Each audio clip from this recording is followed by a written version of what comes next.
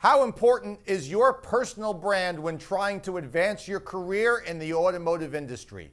We're going to ask current Vice President of Marketing at Lot Links, the one and only Melanie Borden. We're going to ask her right here, right now on Straight to the Point.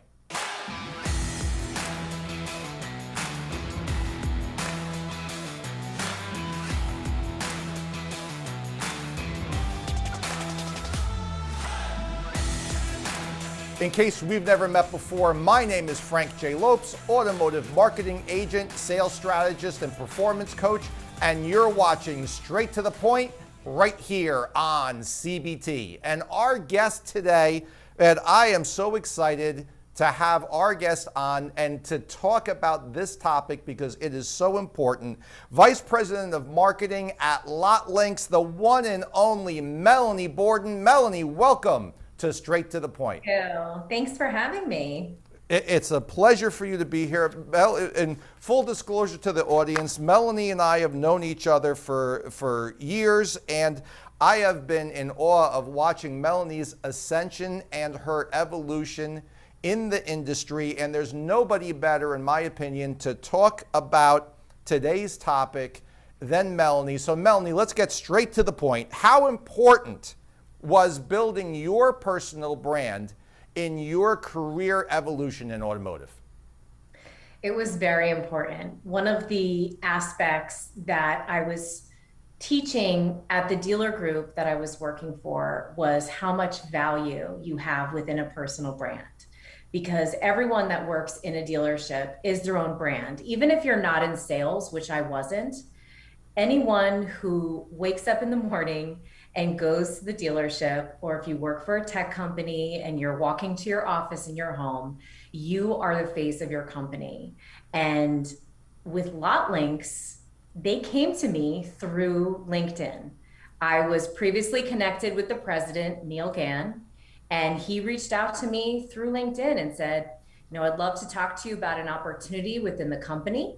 I've been watching what you've been doing over the last year or so, and we would love for you to join us at Lot Links. And that was really the beginning of my journey of really becoming VIN aware, which is part of the story that I've been telling on social media. It's absolutely fantastic, but look, there's a lot of people in power, and not just in automotive. This transcends, this goes across just about every single industry, right? Where they don't want their employees and they don't want their salespeople developing a personal brand. They're afraid that their brand may not represent the brand of the company properly. They're afraid that that person is going to develop so much that they're going to leave, right? There's a lot of, you'll get a lot of pushback and a lot of negativity to this. Now, coming from, you spend a tremendous amount of time on the retail side, on the dealer side. What do you say to that dealer that's like, you know what? No. I don't want my salespeople in particular, my managers, forget it. I don't want them building their own personal brands. What do you say to them? I think it's a valid concern. And I think as a dealership, you have to have certain rules and procedures in place before you start rolling something out as a company, with having, personal branding, where you have some rules and, guidelines in terms of, what you should not be talking about and what could be potentially perceived as offensive. But you can't prevent someone from leaving, right? So if someone gets a phone call from another general manager or another sales manager from another dealership, the way that it's been done for years and years, you can't stop them from leaving. But what it does at a dealership is it actually helps elevate the store, because what you're doing is you're breaking the concept that everyone has thought for years and years about the auto industry, that everyone is the same. We're all, bad people, we're criminals, etc. And when you have people who have personalities, which every store has so many different color personalities, where you have people from all different walks of life. Mm-hmm. You have people who have had so much different life experience. You want them to be showcasing that because it only has a positive effect on your store. So let me ask you I'm going to ask you the $1,000,000 question here, because the dealers look and say, all right, yeah, I get all that, but can you really sell cars through a personal brand? Absolutely. You absolutely can. And there have been people in our industry that have proven that also work in retail. I think the hardest part is putting themselves out there and understanding how to do it. You had previously mentioned fear, right? So there's really two elements that hold dealerships back from doing this, from creating personal brands within their stores, whether it's the leadership team, the sales team, the service team, whoever you are within a dealership. There's fear, being afraid, which we had mentioned, of them leaving or afraid of making a fool of themselves or embarrassing themselves. And the second piece is just not understanding how to do it. They don't understand how to go about doing it, but you can absolutely sell cars on social, specifically LinkedIn. And I saw LinkedIn as this opportunity at the time. And going back to January of 2020, I had less than 3,000 connections on LinkedIn. And so I saw LinkedIn as this opportunity because you have every C-level executive. And at the time I was working for a Highline Auto Group. And I thought, well, how can I connect with people that are in our market, our PMAs, who might not necessarily know me, but they will start to recognize, and we can start to change the narrative of car dealerships in Northern New Jersey. And how do we make those connections? Because now I'm talking to decision makers, because they might not necessarily be home watching TV if they're making $1 million a year working on Wall Street or wherever they are in New York, but they're taking the train back home and they're on their phone and they're potentially on LinkedIn. And so I just saw that as a huge opportunity, especially because there's less than 1% of people globally that are actually utilizing LinkedIn like a social app, like a Instagram or a Facebook or a Twitter. So, and you're going right down the path that I want to go down, but I want to clarify something for everybody that's watching. January of 2020, you had how many followers on LinkedIn?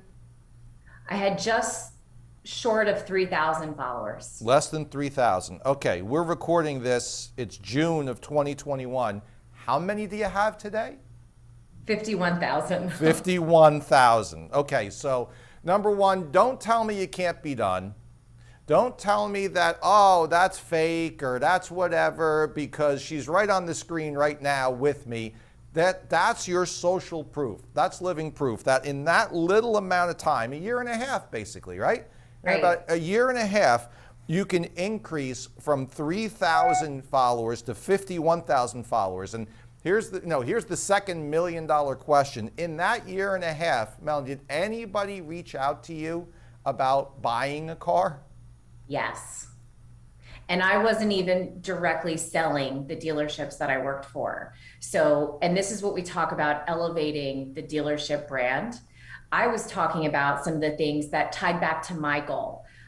You have to have a goal set in place for yourself in order to achieve building an audience, just like you would have for a marketing or an advertising campaign, right? So you have, at Lot Links, we have clients that we meet with every single month and we talk to them about what their goals are. You do the same thing when you're building a social media brand for yourself.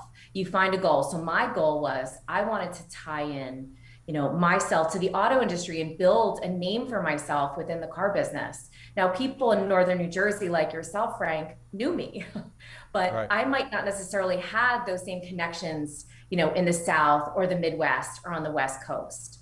And so how do I do that? I went about talking about what I was doing at the dealership. I wanted to talk more about, the social media training that I was doing within the group. I talked a little bit about, inspiration and motivation and leadership. And I found that was an opportunity for me to separate myself from all the other people that I knew of that worked at dealerships who worked in marketing. And look, from 3,000 to 51,000 followers in a year and a half, I think you did a pretty good job of separating yourself. So I want to ask a question that I hope you don't take this question the wrong way, but I know there's value in it and there's something that's behind it. Every post that I see of yours, there's a selfie attached to it. Okay? And I know there's a strategy. I know it's not vain. I know it's not you doing the whole, oh, look at me, I'm so pretty, because I know you're not that type of a person. Okay? Right. But explain to because it can be perceived that way, explain to everyone what's the value in attaching the selfie to the post every time. Absolutely. So early on, when I was trying to figure out how to get buy-in from the dealership staff on these different social media and branding workshops that I was putting out there to them, I realized that I had to be participating as well because I wasn't. And so I started watching what other female leaders were doing on LinkedIn and on other social sites as well, like Instagram and Facebook, et cetera. And what I noticed is that all of these leaders, and it wasn't just women, it was men too, because I can think of a few men, notable men like Grant Cardone, Ed Milet, that would be having photos of themselves, some of them professional, some of them with their, own phone doing a selfie. But I just noticed it was a way to tie their face to their name and to the message. And I just started emulating what I saw. And I wasn't sure if it was going to work out. When I was at the dealerships, I was doing it in cars, right? Because I wanted to make sure that everyone understood that I worked in a car dealership. And I would take photos in different places within the dealership. We had this giant conference room that we would have our leadership meetings in that had inspirational sayings all over the walls. So I started taking photos in there, and I wanted to have some sort of a positive association with the post that I was doing. So I think it worked. I think so. If you haven't evaluated it yet, I think it worked. Okay, so everything that we've touched on so far is absolutely great, and I know there's dealers out there watching. I know there's general managers out there watching. I know there's salespeople that are watching that are like, yeah, okay, that all sounds fantastic, but like, where do you start? How in the world do you start? Give us 3 tips on how you can actually start and actually get some momentum going with your own personal brand. I think it's really important that you have the leadership buy-in, and not only buy-in, but the leadership team is actually participating. And that doesn't necessarily require a huge amount of effort, but the first tip that I would have is to have a goal, right? So my goal was establish a name for myself in the auto industry, as a marketing leader in retail or wherever, within the industry. I wanted to position myself as a leader in my field. So when you have a goal for yourself, you can hold yourself accountable to that goal. And then you can check in with yourself and say, okay, the plan that I'm building and what I'm posting, is it helping me get closer to my goal? Just like you would do with an advertising campaign. The second thing that I would recommend is to create a consistent plan. So early on, I was only posting like once every other week. And then I realized that I loved doing it and I wanted to do more. And so now I post 5 to 6 days a week. However, everyone doesn't have to do that. I would say be consistent with your plan. Because if you can post, and if you know that you can post every other day, every other week, or once a month, do it and stick to it. And it also ties back into your first goal, which is to create, the goal for yourself, to have a plan. And lastly, for someone who is already posting, but isn't really seeing much engagement for themselves, and they're not really sure what to do and how to take it to the next level, I highly recommend, and this is not something that I'm endorsed by at all, this is something that I use myself, it's called Shield Analytics. So Shield Analytics is a third party that ties in, their API ties into LinkedIn. So they pull all your LinkedIn data. And when I started posting more, I started recognizing a trend through LinkedIn that I would have more engagement when I posted at the same exact time when I post. So Shield will help you really be able to refine your plan and your strategy, and then you can go and pivot and make all the changes that you need to your social plan as you go. It's absolutely fantastic, and I want to touch on one of those points and one of those tips. Have a goal. Okay, your first one, have a goal, because it's so important. You know, I'm all about goals and setting the path to getting to achieving them and everything. Every time that you talked about goals so far today, every time, selling more cars has never been the goal. It's never ever been touched upon. Is selling cars a byproduct of what the goal is, which is to establish yourself? If we're talking to a salesperson or we're talking to a manager, is the goal sell more cars, or is the goal build your brand, build your awareness, find out what people you are about, and selling cars is going to be a byproduct of that? Exactly. So there's a saying that people buy from people they like. Yes. And the biggest mistake that I see people making, and I've done it too, is doing self-serving content that only benefits the dealership or the company. When you're posting on social, it has to be about the other person on the other side, how it will benefit them. And so we talk a little bit at this past digital dealer. I was on a panel and we talked about emotional connections and being authentic and sharing personal information about yourself. Now, you can do it at a work level. You don't necessarily have to reveal everything about yourself. But once you make those connections, people will want to buy from you, because ultimately people buy from people they like. Give me some examples of those emotional connections. Sure, absolutely. So one example of an emotional connection would be to inspire someone, by telling them a story. And for example, I am a single mom, and I talk a lot about some of the trials and tribulations that I've gone through over, my time, being at a dealership, working as a single mom, right? So you want to inspire people. And especially this last year, people are looking to connect with other people, and they're looking to emotionally connect to them. Another example would be to include your team. For example, we have a team at LotLinks. Every company, you have teams. And our team at LotLinks gets together and they take photos. And it's great for camaraderie. And it's also great for other people to see that the team is together, and it creates that emotional tie-in. Another example of creating an emotional connection would be to, just share things that will help teach someone. So from a dealership perspective, people expect individuals from dealerships to be selling them. So why not teach them about the cars? When I worked out of the Lexus dealership, I learned so much about the Japanese culture, and I learned about omotenashi, which in Japan is the Japanese version of hospitality. And so when anybody enters into your dealership, you should treat them like someone in your own home. And so teaching the public, teaching people about your day-to-day and what goes into what you do is really important as well.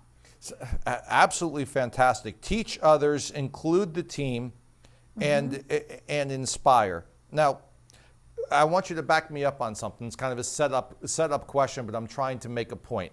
Personally, over the last few years, the awareness that other people don't know as much, right, as we know, it has become so aware. And that's not a I'm smarter than everybody else or you're smarter than everybody else type of thing. It's a fact of you know what you know when you don't know what you don't know. How damaging can it be to building a personal brand to just assume that others know the same information that you know? I would say you don't want to assume that everybody knows, and I would, be delicate with your delivery when you're posting on social. And, the worst thing that you could do is assume that everyone knows everything. But I think putting content out that is informative and that helps others and not expecting anything in return is when you're going to have a deeper connection with the audience. And that's when they're going to reach out and say, oh, I remember you, sell BMWs. I'm actually in the market for an X3. Do you think I can make an appointment with you? Or can you, do like a test drive at my home or whatever? That's absolutely fantastic. And look, I think you're ending the show on the exact perfect note. Don't expect anything in returns. And this is very hard for some people to get their head wrapped around, right? But explain to us what happens when you go into building a personal brand and you're going to push, and your goal is really to make it so people are aware of you, right? Of what you do, inspire them, you're going to teach them, but without expecting anything in return. Melanie, what winds up happening? I mean, I'm a perfect example of that. For the last year and a half, I've been putting out marketing content, and LotLinks contacted me through LinkedIn. So there are so many ways that you can increase your income, that you can find a position, within the dealership, because you're now getting inundated with people who are reaching out who want to buy cars from you.